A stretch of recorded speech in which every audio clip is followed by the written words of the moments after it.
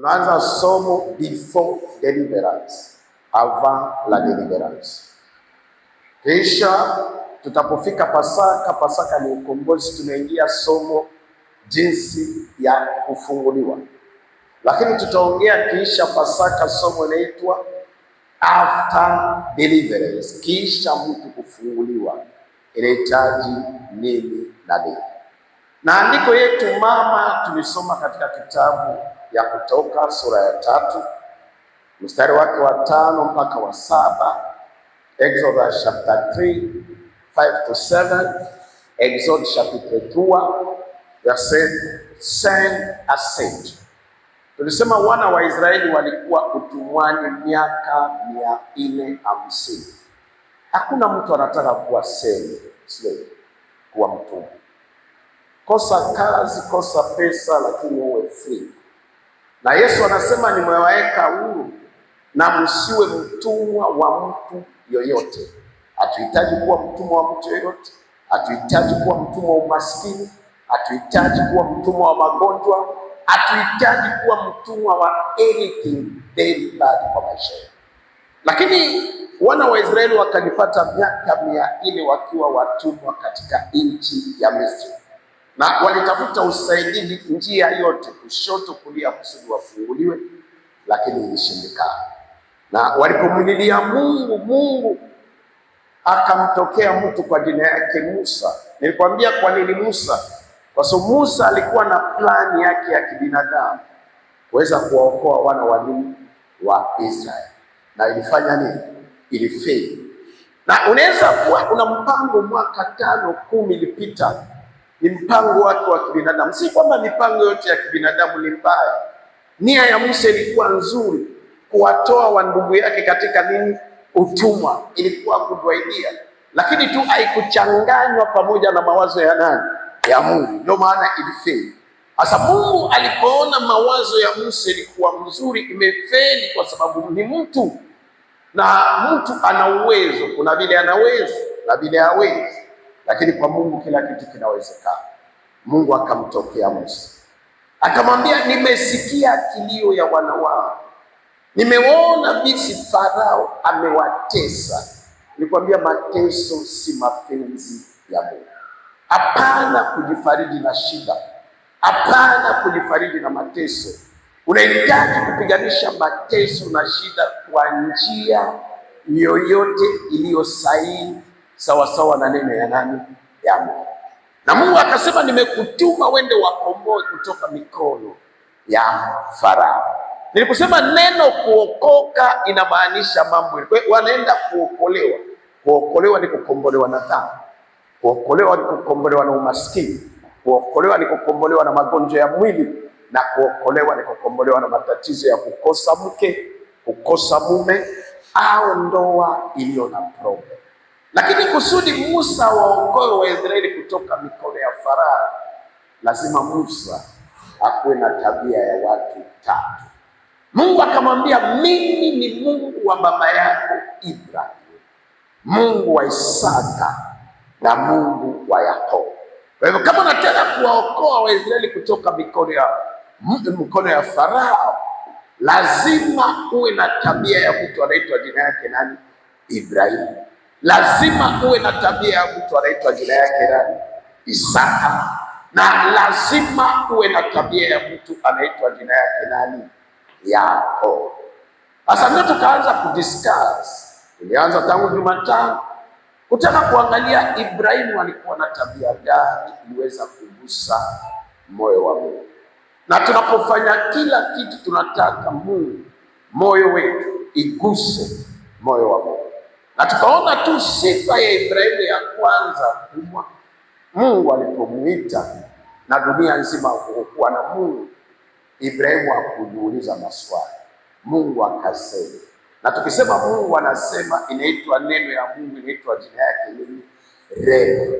Na Mungu aliposema tu, Ibrahimu bila maswali, Ibrahimu bila kufikiria, akalikubali na kuliamini neno ya Mungu hivyo, na akatoka.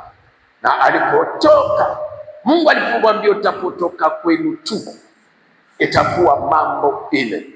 Kitu ya kwanza nitakupa yako nchi. Kitu ya pili, nitakubariki na watu watabarikiwa kupitia wewe. Kitu ya tatu, nitakufanya jina kubwa, na kitu ya nne, nitakufanya kuwa baba wa mataifa. Si baba wa mtoto, baba wa mataifa. Si baba wa familia, si baba wa jamii, si baba wa taifa, lakini baba wa mataifa. Na Ibrahimu akatoka bila kuuliza, hamjui Mungu, kwa sababu baba yake na Ibrahimu hakuwa na abudu Mungu, alikuwa na abudu Mungu. Babu yake na Ibrahimu hakuwa na abudu Mungu, alikuwa na, lakini Ibrahimu akaamini. Na tukasema hiyo tabia ilimgusa Mungu.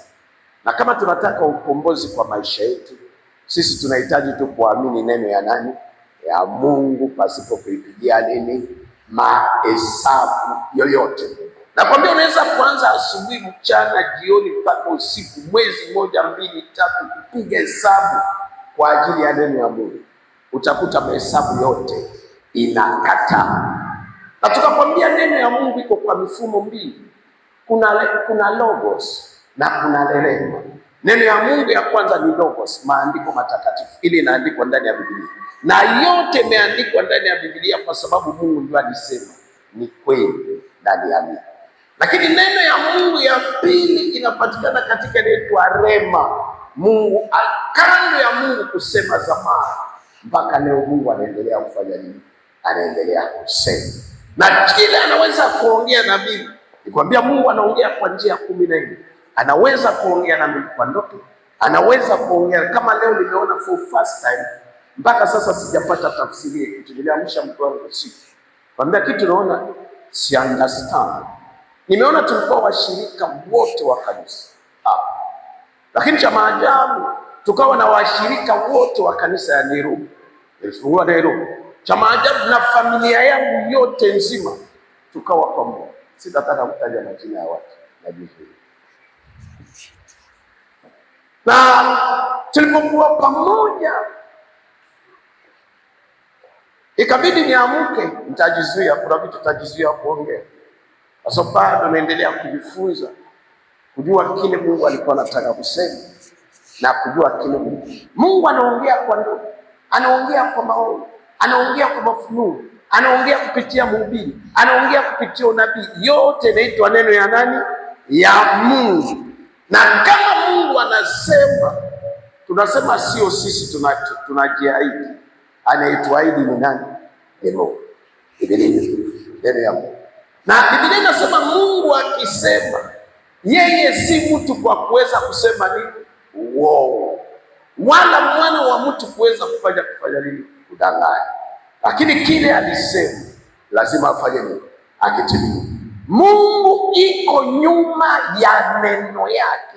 Kwa hiyo kama tunataka kumuona Mungu na kama tutaki kumpigia Mungu mahesabu kubwa, sisi tu tukubali neno ya nani? Kwa sababu ukianza kumtafuta Mungu itakusumbua. Ndio Biblia sasa wengine wataenda mpaka mbali. Unaona watu wanapanda milimani, watu wanaenda mabaharini, wanafikiri Mungu iko mbali, lakini Mungu iko karibu na sisi. Na Mungu anapatikana katika neno ya nani? Ya Mungu. Kwa sababu nilikwambia Mungu ana jina 32. Na jina ya kwanza ya Mungu, mwana mmoja mmoja. Biblia inasema mwanzo anaitwa nini? Alikuwa nani? Neno. Na neno alikuwa pamoja na nani? Na Mungu. Na neno alikuwa nani? Mungu. Nikiamini neno ya Mungu, mara moja namwamini nani? Mungu. Na nakwambia kanisa yote haifundishe neno ya Mungu, hata kama watu wafufuke hawana Mungu. Tunajua tuna Mungu wakati tunafundishwa neno ya nani? Ya Mungu.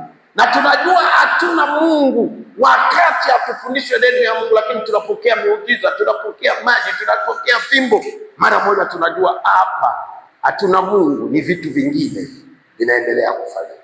Sasa juzi tukaingia kuhusu maadui 5 wa imani. Vitu gani inasababisha tukose kuamini neno ya Mungu? Tukasema kitu ya kwanza inasababisha tukose, na ndio nakwambia, usikilize.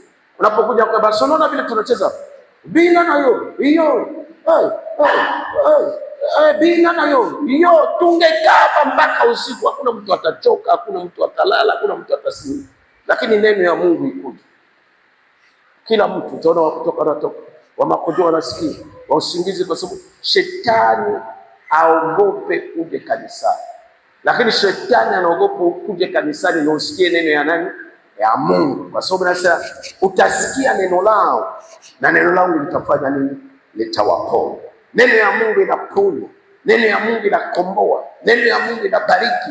Na unapoona mtu anakuja kanisani ana time, ana muda wa kusikiliza neno ya Mungu, ujue maisha yake haitachange, atabakia kuwa na maisha ya kawaida.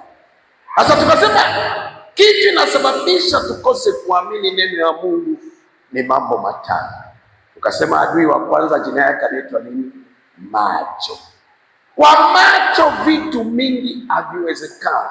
Na nikwambia makosa ya Mungu, vitu vyote Mungu ametuahidi kwa maisha yetu ni vitu nini? Impossible, vitu haviwezekani. Mungu hawezi kuahidi kitu kinawezekana. Mungu anatuahidi tu vitu vyenyewe vifanye nini? Haviwezekani. Ilikuwa haiwezekani. Usikilize, si Waisraeli waliomba watoke utumwani? Hapana, walikuwa wanatimiza tu makusudi. Mungu alipomtokea Ibrahimu, Mungu akamwambia kizazi yako itabebwa katika nchi ya kigeni miaka 400. Ni unabii wa zamani.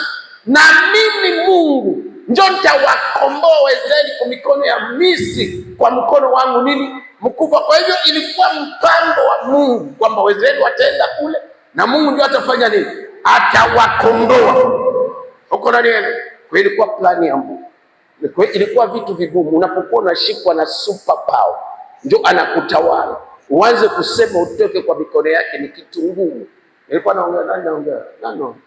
Kongo leo imeachiliwa.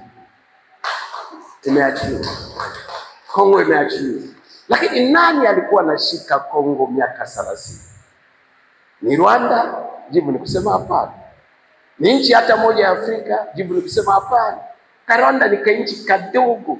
Kwa sababu kwa jeshi kuwa na nguvu inahitaji kuwa na sifa 5. Na sifa ya kwanza ya jeshi, hesabu ya wanajeshi. Rwanda ina wanajeshi 33,000. Kongo ina wanajeshi 187,000. Hawawezi kupigana ili jeshi kubwa, ili jeshi ndogo. Katika bara la Afrika nchi 10 iliyo na nguvu kijeshi, Rwanda haipatikani, Kenya haipatikani, Tanzania haipatikani, Kongo inapatikana. Lakini kwa nini Rwanda ilikuwa inapiga front? Ni super power. Ni wazungu ndio walitumia njia ya mkato kutumia Rwanda. Weza kutulilia, tuliomba, tulifungwa, lakini kila siku mnapigwa na kainchi mwaka yenye hauelewi shida iko wapi. Lakini wakati hii super power inaachia Rwanda, inahamia Kongo, vita mara moja imefanya nini? Imeisha. Wameanza leo, wameamua, kwa sababu mkataba ya mwisho ilifanyika jana, wameamua kuanza kutewa jeshi yao moja leo. Tarehe ya mwisho mwezi wa 3 31. Tarehe 1 mwezi wa 4 jeshi ya Rwanda ikiwa Kongo itapigwa na Marekani. Kwa sababu hiyo migodi yote ya Est Marekani tayari imeichukua kuwa mali yake. Sasa Mungu anapotuahidi, unisikilize, ndio makosa ya Mungu. Mungu atuahidi vitu vinawezekana kwa maisha yetu. So, akituahidi vitu vinawezekana kwa maisha yetu, itapotimia hatutaona mkono wa nani? Wa Mungu. Anatuahidi tu vitu vyenye haviwezekani. Yeye ndiye alisema wataenda miaka 450 na watatawaliwa na super power Farao. Lakini yeye manchi yote Ethiopia, Syria, Iran walijaribu kila njia na kila mbinu kusaidia Waisraeli watoke utumwani Misri, ilishindikana. Kwa sababu Misri ilikuwa inapiga Syria, Misri ilikuwa inapiga Ethiopia, Misri ilikuwa inapiga Iran. Ndio matawala yenyewe ilikuwa na nguvu kwa ile wakati. Na iliposhindikana kwa watu, ndio Mungu anapenda kujizilisha kwamba yeye anafanya nini? Anaweza. Lakini kusudi ya watowe ilihitaji Musa aliyekuwa na hiyo matatizo pia. Hata Mungu alisema, lakini Musa alikuwa anafanya nini? Anaona, anamjua Farao, aliishi kwa Farao, anajua wanajeshi wa Farao, analoa silaha ya Farao, anajua farasi ya Farao, anajua dola yao ina nguvu kiasi gani. Na ndio Musa alikuwa anauliza, mimi ni nani? Anajaribu kuangalia na nini? Na macho. Anapoona na macho Farao ni mfalme, lakini yeye amuone Mungu. Anapoona Farao anaona na jeshi, yeye ana jeshi. Anapoona, nisikilize, macho inaweza kusababisha ulie. Utakumbuka wakati wa Elisha. Elisha, kila kitu mfalme wa Filistini alikuwa na panga wa Babiloni kwa ajili ya kupiga nchi ya Israeli. Elisha alikuwa anaenda kuambia mfalme, anambia wamejipanga, watatokea kesho wapi? Arusha, upande wa Unamanga, mwende kuandaa. Wakaenda kuweka jeshi ya Israeli pale, au jeshi ya Tanzania. Waadui walipokuja wakakuta jeshi, wakapigwa, wakarudia, wakaenda tena kuandaa kikao secret ya usalama. Wakasema this time hatuwatokee tena wapi? Namanga. This time tunawatokea Tunduma siku fulani. Kwenda Elisha tena anaenda kumwambia mfalme. Mfalme wanaenda kuandaa, watokea, wakachapwa. Walipochapwa mara 3 mara 4, mfalme akaweka kikao, akauliza nani kwa upande yao?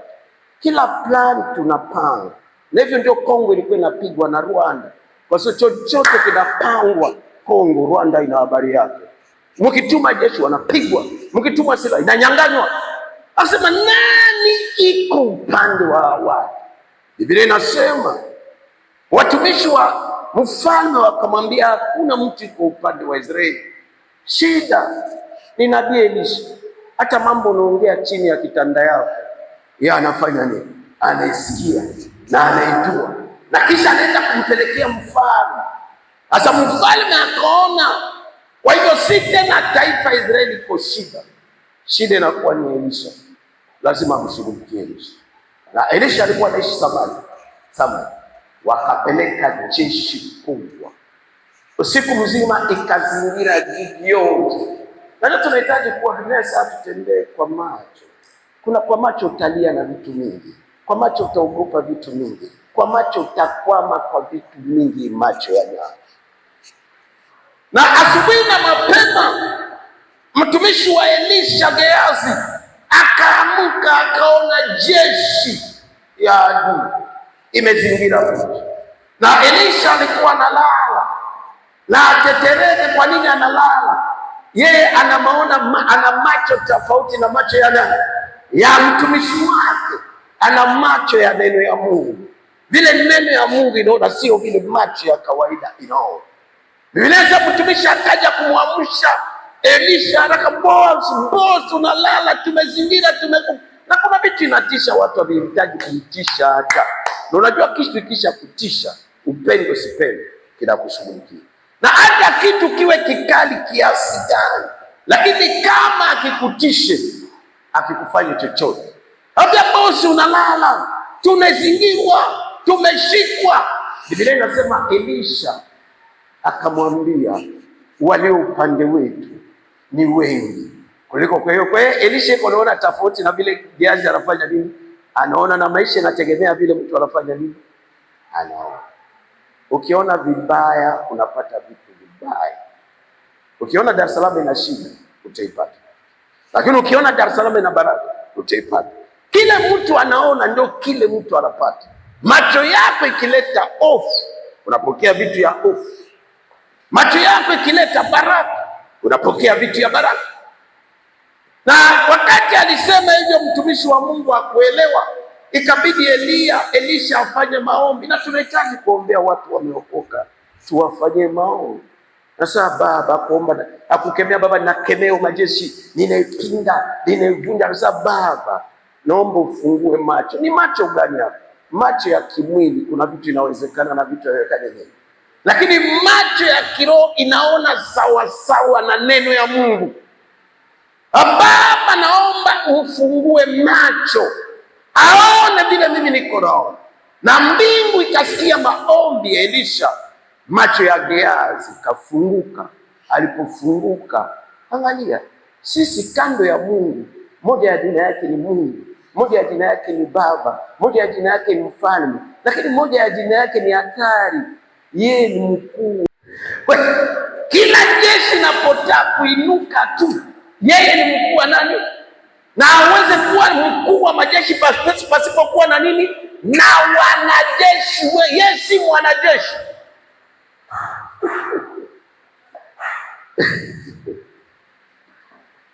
Ambia Baba, mfungue macho. Inawezekana ni watu 3, watu 4 wanainuka juu yako. Inawezekana ni pepo 6, pepo 7, ni jeshi. Lakini uzuri ya yule tunayemwabudu, tunamwamini na kumtumikia, yeye ni mkuu wa nini? Wa majeshi yote. Haijalishi ya kambi ya shetani, haijalishi ya kambi yake, yeye ni mkuu. Biblia inasema Gehazi alipoona na macho tofauti. Hii macho ya kawaida, na kuna vitu vingi haviwezekani. Hii macho ya kawaida, vitu mingi ni impossible. Lakini Mungu akifungua macho ya kiroho, utaona kila kitu kinawezekana. Jina la Bwana libarikiwe. Jina la Bwana libarikiwe. Sasa twende kurudia kwa somo. Sasa Elisha alipomwombea Gehazi, tatizo ya kwanza, adui wa kwanza wa imani akafanya nini? Akaondoka. Kitu ya kwanza inatuzuia kukosa kuamini neno ya Mungu ni nini? Macho. Na sisi hatuhitaji kutembea na macho ya kawaida. Macho ya kawaida inatuzuia vitu mingi. Macho ya kawaida inatuepusha kupokea vitu mingi. Lakini kwa macho ya kiroho tunaweza kupata kila kitu, kwa sababu macho ya kiroho inaendana sawasawa na neno ya nani? Ya Mungu. Twende kuona adui wa pili na adui wa tatu. Utasoma mstari wa kwanza kidogo 8, lakini unaruka mstari wa 17 mpaka 19. Waebrania 11 mstari wa ndogo wa kwanza 8, lakini mstari ndogo wa pili 17 mpaka 19. Tutasimama kwa ajili ya kusoma neno.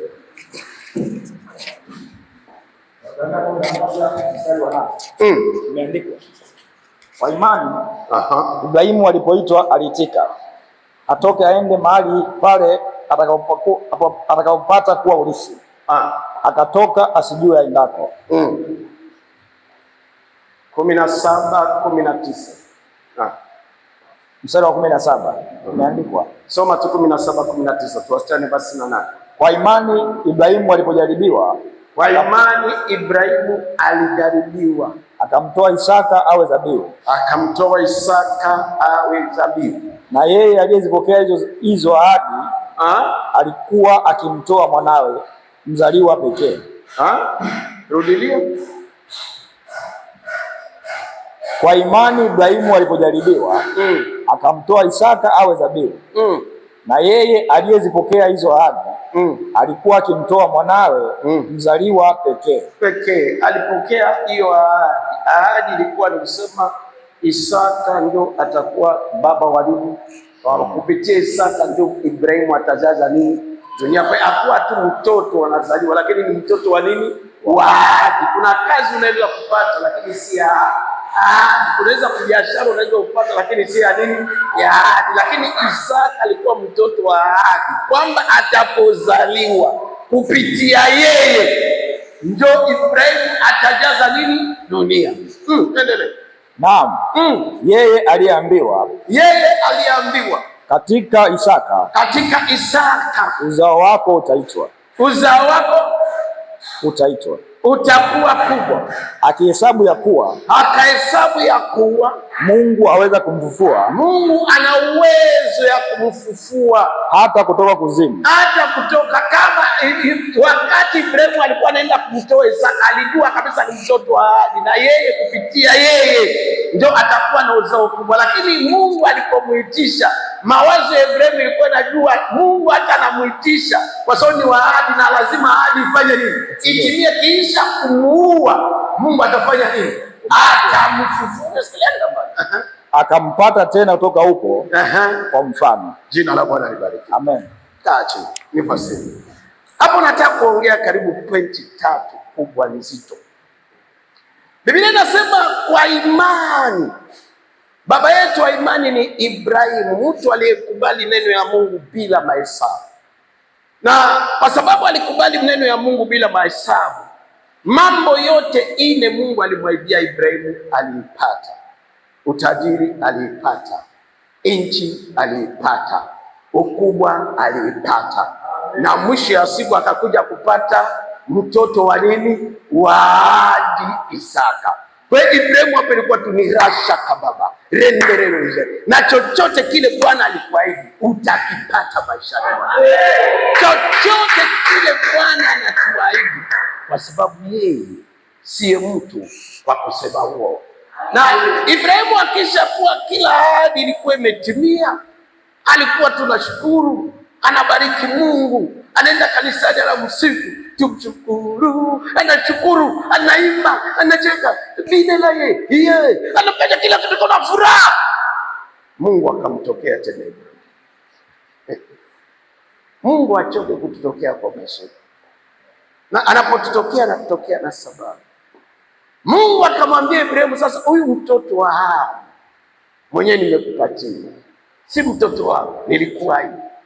Sasa nataka unitolee huyu mwanako wa nini? Wa pekee, unitolee yeye sadaka. Biblia inasema kwa Ibrahimu na kwa Isaka kupatikana, andiko ya mwisho kusudi Isaka apatikane ilikuwa katika kitabu ya Mwanzo sura ya 18. Siku Isaka atapatikana, Ibrahimu na Sara walikuwa pamoja, waliahidiwa wote kwa pamoja ya mara ya mwisho. Na Ibrahimu na Sara wote walisikia wameahidiwa mtoto, na Mungu akamwambia kitu gani akiwezekane kwa nani? Kwa Mungu. Na baada ya Mungu kutoka, mwezi ujao ujauzito ikafanya nini? Ikaingia. Lakini mtoto alipogrow, Mungu unataka kiwango ya imani ya Ibrahimu ifanye nini? Ikue. Mwaka inaweza kuwa na imani ya 500,000, lakini mwaka ujao Mungu anataka kuwa na imani ya 500,000. Na baada ya miaka 5 Mungu anataka kuwa na imani, niwe na imani ya 500,000. Na baada ya miaka 10 Mungu anataka niwe na imani ya 500,000,000. Imani inakuwa. Biblia ni kama punje ya nini? Ya haradali. Mnajua punje ya haradali ni kambegu kadogo, utakapanda inakuwa mti nini? Mkubwa. Na imani ya mtu kila siku inakuwa, isimame, inakuwa.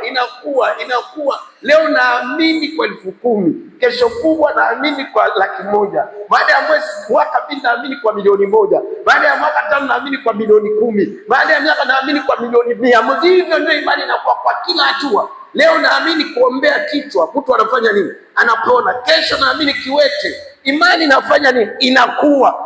Sasa imani ya Ibrahimu ilikuwa imekuwa kwa kiwango ile. Kiwango ya kwanza amepata nchi, na imani yako inaweza kukupa yako nchi. Kiwango ya pili, Ibrahimu amekuwa tajiri, na ndio nikwambia mwenye haki aishi kwa Yesu, mwenye haki aishi kwa Mungu, mwenye haki anaishi kwa nini? Kwa imani, kukubali tu neno ya Mungu bila kuipigia mahesabu. Imani yake vile alikubali tu neno ya Mungu akapata watoto, vile alikubali tu neno ya Mungu, jina ya Ibrahimu ikakuwa jina nini? Kubwa, mpaka akawa na wafanyakazi 7,119. Hiyo ni kampuni ya kimataifa. Lakini Mungu akamtokea akaambia, nitolee. Sema ni neno ya Mungu. Mungu amesema, akisema inaitwa neno ya nani? Ya Mungu. Mungu akamwambia Ibrahimu, angalia, vyote nilikuahidi vilitimia. Na kama unataka ahadi ya mbele itimie, angalia ahadi ya nyuma Mungu alikuahidi yake ilishakafanya nini? Hiyo tu simple. Angalia mambo yote nilikuahidi zamani ilitimia. Haijalishi ilichukua siku ngapi, haijalishi ilichukua mwezi ngapi, ilitimia. Lakini mimi Mungu tena nakuja na neno yangu ya pili, unitolee mwanao wa pekee, huyu mwana wa ahadi mwenye nilisema kupitia wewe ndio utafanyika kuwa baba wa mataifa. Safari hii Ibrahimu hakupenda kupiga mahesabu, kwa sababu alichelewa kumpata Isaka kwa kupiga nini? Mahesabu ya neno. Akasema Mungu alimleta kwa uzee, Mungu alimleta mke wangu akiwa tasa, na akasema ndio mtoto wa nini? Wa kama alifanya hii impossible, mama tasa, mimi mzee, mtoto akafanya nini? Akapatika. Basi kama anamuomba pia huyu mtoto, sina hesabu yoyote, ana uwezo ya kumfufua katika nini? Wafu. Ndio vile sasa akamtoa kwa imani. Ukiona mtu anatoa sadaka, jua anaamini Mungu. Na ukiona mtu atoe sadaka, jua amwamini nani? Anajua akia kutupa hapa inapotea, inaenda milele. Lakini tunatoa kwa sababu tunamwamini nani?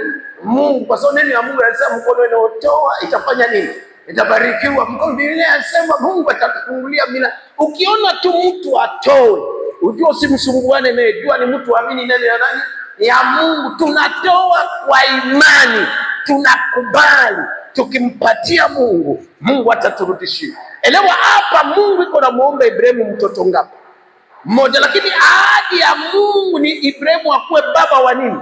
Wa mataifa, watoto mabilioni na mabilioni. Na mbingu inapotuitisha sadaka, inapotuitisha fungu ya 10, inapotunika kitu kamoja. Lakini kama tutaamini neno ya Mungu, tutafanya sawasawa na vile neno ya Mungu itasema, mbingu itatushangaza.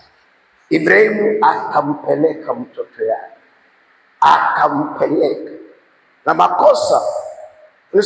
Siku ya kumwitisha mtoto, Mungu alijua akimtokea Ibrahimu na Sara pamoja, Mungu ambie Ibrahimu na Sara mumtoe Isaka, haingewezekana. Sara angekataa kwa njia yoyote, kwa sababu walisema ndio mtoto wa nini? Wadi kupitia huyu mtoto ndio vizazi vitapa. Sasa akiuawa atatokea. Angalia, kile kilikufa Mungu ana uwezo wa kukifufua, kile kilipotea Mungu ana uwezo wa kukirejesha. Chochote kile kina kwa Mungu, kila kitu kinawezekana.